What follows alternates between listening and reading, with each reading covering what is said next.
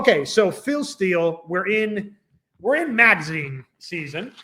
We're in that point of the calendar year where, look, preseason rankings, feel how you want to feel about preseason rankings.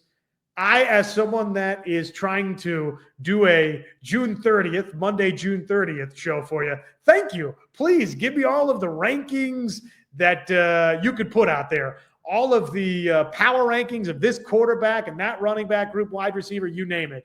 It's how we feed this family on Iowa at the Voice of College Football, Iowa Hawkeyes Primetime Live. So, and Phil Steele is one of the most respected voices, right, in preseason prognostication. I think that's fair to say. Phil Steele is one of the architects of the preseason college football magazine. So here's what Phil Steele has for 2025. Penn State, your Big Ten champion. And Penn State, let's see, you bring back Drew Aller, who led this program to the college football playoff. The end of the Notre Dame contest was not the prettiest look for Drew Aller. Maybe that's a moment that he can build upon and, look to and say, hey, I've been in that moment when if Penn State wins a Big Ten championship, if they get back into a college football playoff setting where you don't make the big mistake late in the football game. But we saw Drew Aller make that versus Notre Dame, and it could very well be that that's just the DNA of one Drew Aller at quarterback. That could be the case, and that might be a reason to poke a hole in Phil Steele having Penn State as his Big Ten champion. The backfield, though, is really, really talented for the Nittany Lions. Nick Singleton, Katron Allen, those two running backs are back.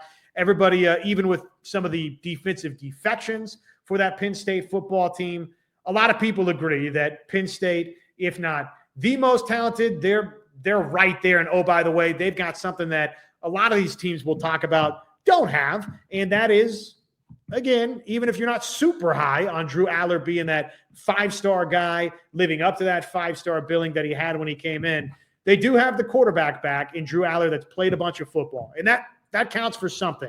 That counts for something. Okay, number 2 in the Big Ten preseason power rankings, the projected order of finish from Phil Steele.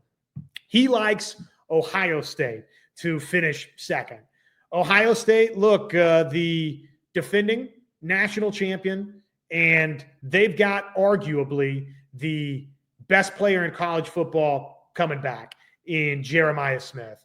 Iowa fans saw that firsthand, that trying to cover that guy one-on-one, very difficult task. And there's not many in college football, maybe none in college football, that can effectively shut down Jeremiah Smith without just trying to toss 2-3 bodies at him at a regular basis. And that means that, hey, Carnell Tate, Ennis, and others will probably be running free for Ohio State. So the quarterback situation is yet to be determined for Ohio State. We'll see. We think Julian Sain's going to be the guy for the Buckeyes.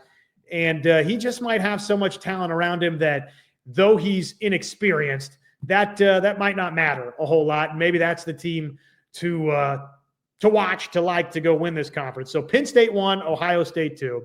Oregon, the Ducks are replacing Dylan Gabriel, who authored a tremendous final collegiate season with the Oregon Ducks. Came over, of course, transferred in from Oklahoma.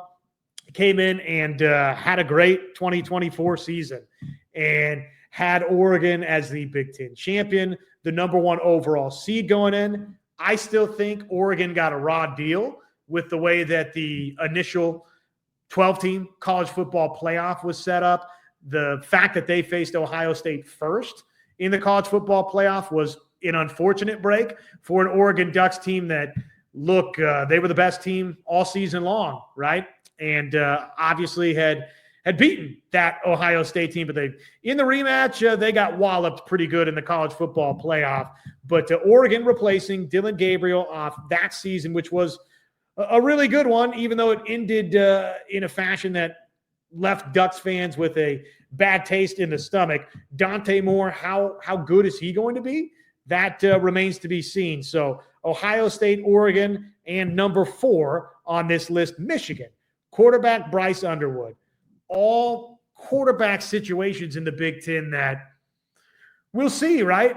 Which of those do you feel the best about? And that could determine which of those winds up being the most serious contender alongside Penn State or the team that goes and wins this conference.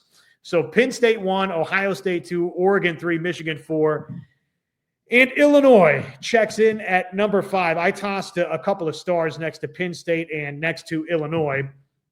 And the reason being, those are really the only two teams. Those are the only two teams in Phil Steele's projected top 5 finish in the 2025 Big Ten season and 2025 Big Ten standings. Those are the only two that bring their quarterback back. Luke Altmaier returns after throwing for more than 2,700 yards, 22 touchdowns, 6 picks. I think Luke Altmaier is a good quarterback. I like him a lot.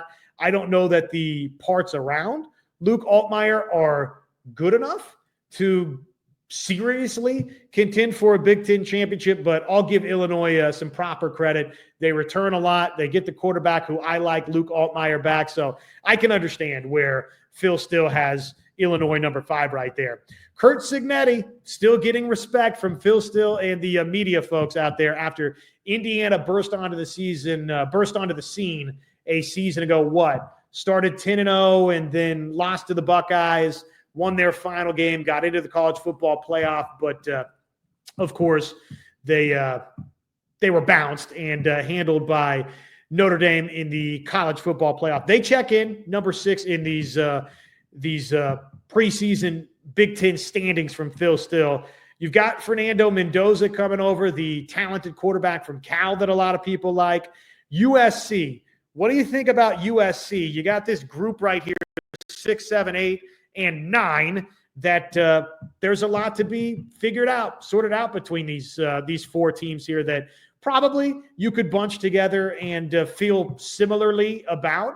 And I could make a case, we could sit here and make a strong case that this is why you should like one over the others. But USC is number 7, according to Phil Steele in the preseason Big Ten rankings.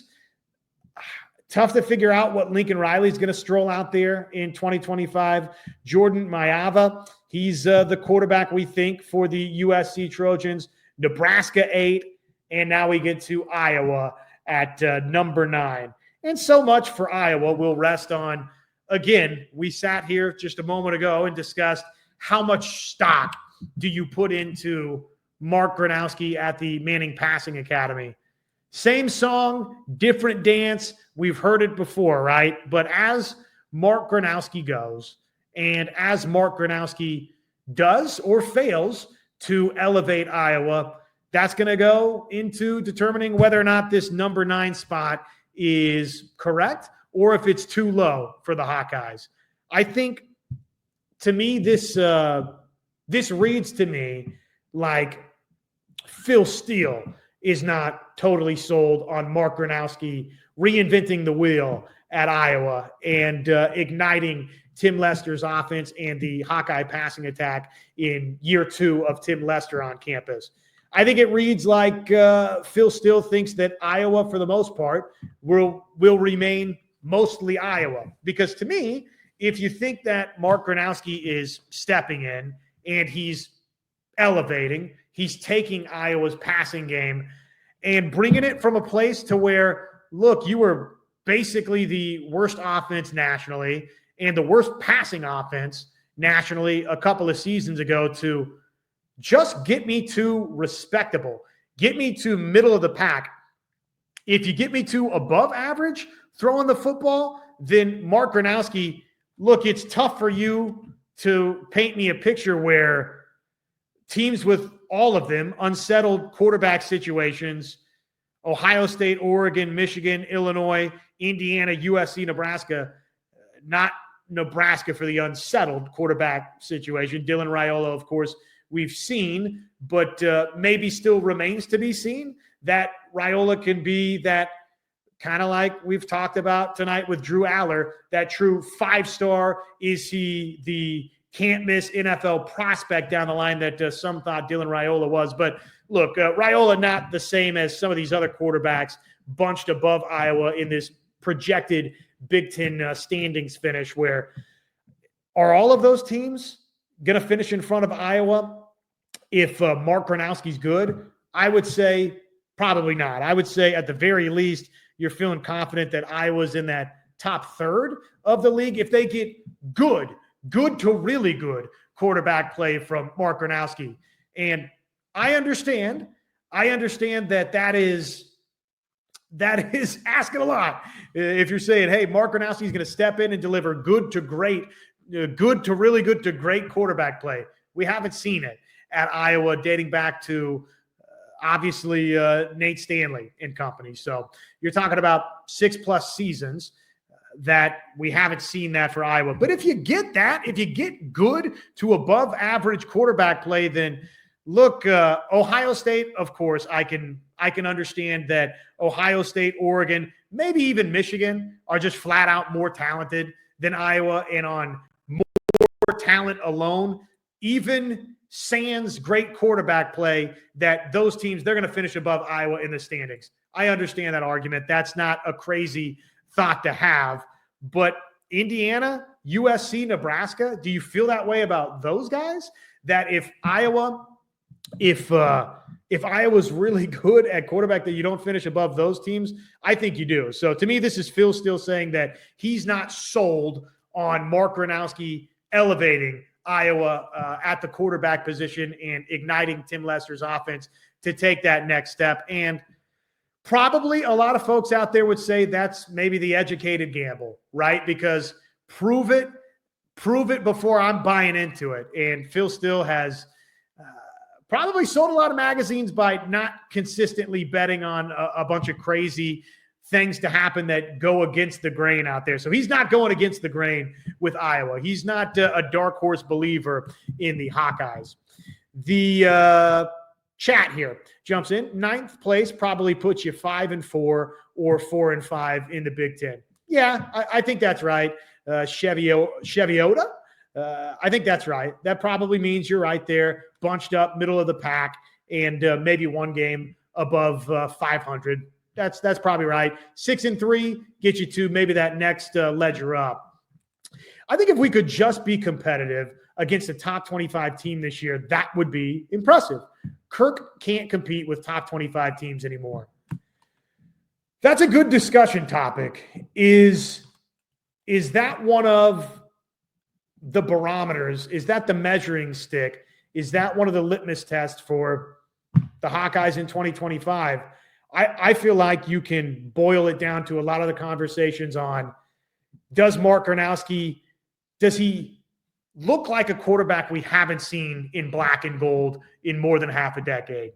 And if the answer is yes, then again, I think they're in possible contention to compete for a Big Ten championship, to get into that Big Ten championship game, because I love what Iowa has defensively up front, and Max Llewellyn and Aaron Graves and in Herkett and other names that we're going to watch continue to develop, and Joseph Anderson and Jeremiah Pittman, Merriweather. So Iowa defensively, I think, is stout up front. I'm hearing good things, like you're hearing good things about Jaden Harrell, Carson Shire. So I trust that front of Iowa's defense is going to be very, very good. I think it's telling. I've said it all summer long. I'll continue to say it all summer long until we get into fall camp, that to me, it was telling that Iowa didn't go out and add a transfer portal linebacker. If that was an FCS guy that they brought in at backer, if that was a lower level FBS guy, I think, or if it was the Nick Jackson type, that you go and you get somebody that played a bunch of successful, highly productive, triple-digit tackle football at Virginia. I think Iowa gets that guy based on Seth Wallace's reputation, based on Phil Parker's reputation, if they felt they needed that guy. Iowa didn't act, and so that tells me the front of Iowa's defense, I feel like, is in a really good place. The defensive backfield, okay, that remains to be seen. But if I paint you a picture where Phil Parker has earned the benefit of the doubt, and he has earned the benefit of the doubt, and if I paint you a picture where either TJ Hall or Deshaun Lee take that leap forward and then insert a Jalen Watson, a Shaheed Barrows. We'll see another younger, inexperienced cornerback that I'm not thinking of right now. Now you're in a good, improved situation at cornerback. Cohen Intringer. We opened the show talking about Cohen Intringer as a representative for the Hawkeyes at Big Ten Media Days. So that tells me that Phil Parker and Kirk Ferentz feel really good about what he's going to bring to the table in that defensive backfield alongside Xavier Wampa at safety. So I can paint a picture where Iowa quickly jumps back into that discussion, that group, as one of the top defenses nationally.